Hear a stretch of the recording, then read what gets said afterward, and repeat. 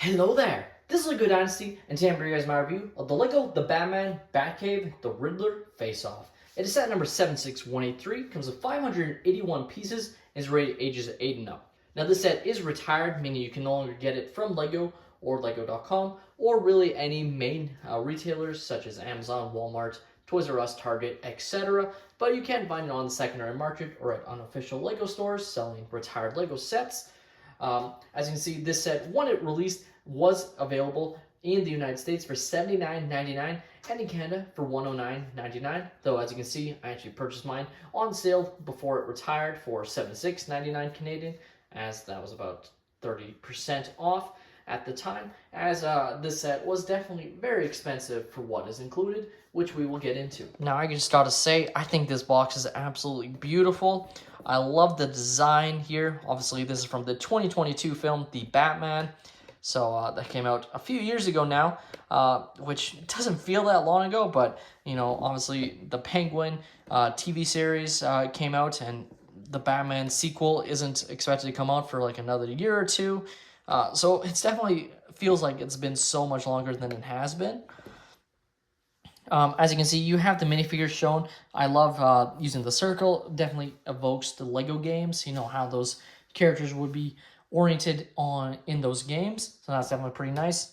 You have Robert Pattinson's Batman, though it looks more animated than I think they meant to have it. So that's definitely kind of interesting there.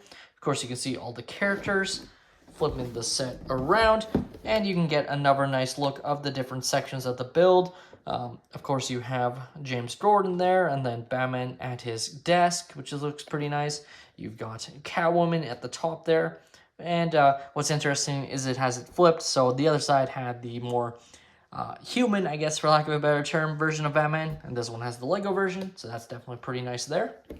I'm always going to bring it up, but man, these old manuals were the bomb. Like, this one just looks absolutely gorgeous.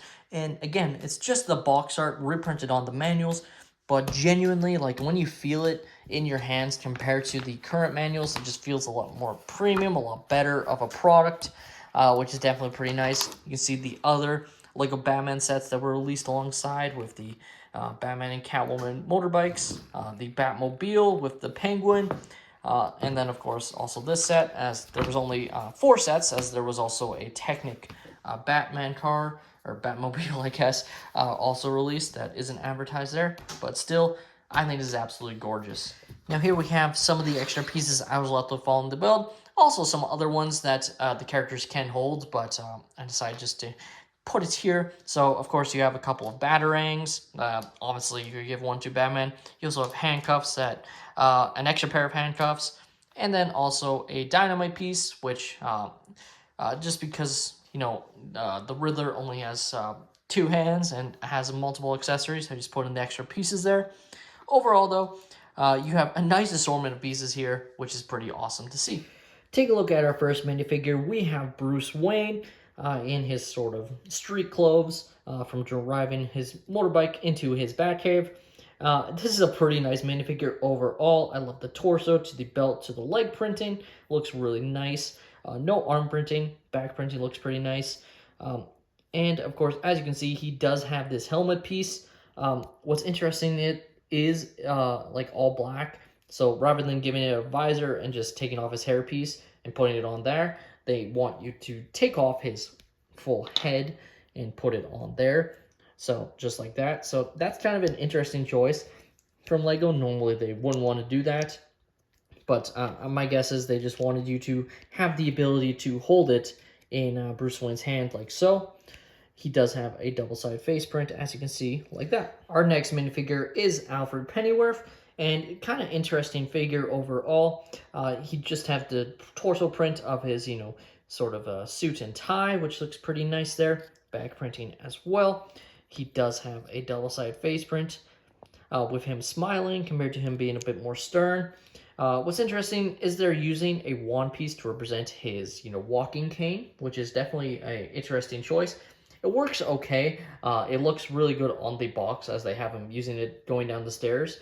But when you have it just out with him, I don't know, like, I guess you could try and orient it, and it works okay. But it's definitely Not perfect, but I can see why they wanted to go with that piece, just because it's a little bit better than using, a lightsaber blade in black. It definitely has a little bit more decoration. Our next minifigure is James Gordon here. He has a nice jacket and tie, which looks pretty nice. Very accurate to what we see in the film. I think they really captured his look very well. He has his cuffs to arrest the Riddler, and also his gun, which is pretty nice. And he too has a double-sided face print. Moving on, we have the Riddler, and this is another fantastic figure. No arm or leg printing, but the torso print looks awesome, the back printing, and even the face print with the, mask and, how his eyes can stick out. Now, there's no double-sided face print, but it is the mask fully printed on, which looks pretty good there. And you can see he has his phone as he's calling to torment the Batman and some of his victims. He also has a gun and also has this dynamite piece that you can use as well and plant inside the Batcave. Our next minifigure is Selina Kyle, and she has her chain here, which looks pretty nice. This is the exact same one we get in the Batman and Catwoman Batcycle and motorcycle chase sort of set that also released alongside it. As you can see, she looks pretty nice though with the torso print. No arm or leg printing on this version, unfortunately. The back printing looks pretty good though. And she does have a double-sided face print. She also has a motorcycle helmet, and compared to the Bruce Wayne one, where it's a full black head and no visor, this one would just go on Selina's head, like so. And finally, we have Batman, and this is a fantastic Batman figure. Definitely looks very modern, which obviously is how they wanted to do it in the Batman film, which looks pretty good. Overall, great printing from the torso to the belt to the legs there. Really, the only thing that's kind of missing is it would have been nice if this was dual molded legs, because they printed the gray on, but if it was just gray and then these black boots, like how it sort of is already, I think it would have looked fantastic there. He does have some back printing, which looks pretty awesome there. Obviously, this is the older cape design, which is the cloth cape, which obviously I prefer compared to what we're starting to get nowadays. He does have the older Batman head that actually has the white strip on the top to represent, the eyes. Nowadays, they've actually molded the eyes into the helmet or helmet mold piece, so you don't have to have that. So you can have a different, you don't have to have that white strip printed on to represent the eyes, which is definitely pretty nice. Overall, though, great Batman figure. Next up, we have the Bruce Wayne motorcycle. Interesting enough, they have Batman riding this motorcycle, but I'm almost positive it's supposed to be Bruce Wayne's, as the Batman's one is slightly different from the Batcycle and Catwoman set that I mentioned previously. So it's your typical Lego motorcycle set. Definitely works pretty well. You, of course, can have your character right on, and you can move their hands to hold the handlebars, which I will do just like that, as you can see, and moves great on smooth surfaces. Not going to have an issue there, just like so. Now let's get into the Batcave itself, and I have to say I really like this design of the Batcave, and it works quite well and looks very good compared to how we see it in the film. It's obviously not perfect one-to-one, because it's supposed to be in an abandoned sort of train yard under Wayne Enterprises, or was formerly owned by Wayne Enterprise. Not 100% there, as it's been a while since I've seen the film, but it still looks pretty good, and I think they did a great job capturing the overall look of it. Now, what's nice is there are these different sections. So you have this sort of workshop with all of his tools here, and then you also have another section with a map of the city, and also some nice detail with some computer work as well, which definitely looks pretty nice. Now, what is kind of fun is the fact that you can actually split the set up at different sections to have it appear larger than it is. As you can see with these two sections sort of unclipping here, which makes the set look a little bit larger, which is definitely pretty fun there. Definitely adds some playability there. You have these parts here, which I believe are supposed to represent, train tracks essentially, which definitely is pretty nice there. You do have this section here, which is his sort of main computer, which is definitely pretty fun. What's interesting is you can actually just fully pop this whole section off. And the reason for that is the fact that this set can combine with the Batmobile set that released alongside from the Lego Batman film, and you actually have it parked here, which I will get right now, just like that. So basically, you can sort of reenact Batman driving out with these back or these front pieces and these back pieces. So just to show what I mean, you can have him right up into his sort of Batcave and do some repairs on it. So that's definitely pretty fun. Again, this set here was entirely separate, but you could get it and combine it in a way with this set. Of course, then you had to have Wayne, or the Bat computer, I guess, kind of off to the side somewhere, as there's no other section to put it. But still, I think overall it works pretty well there.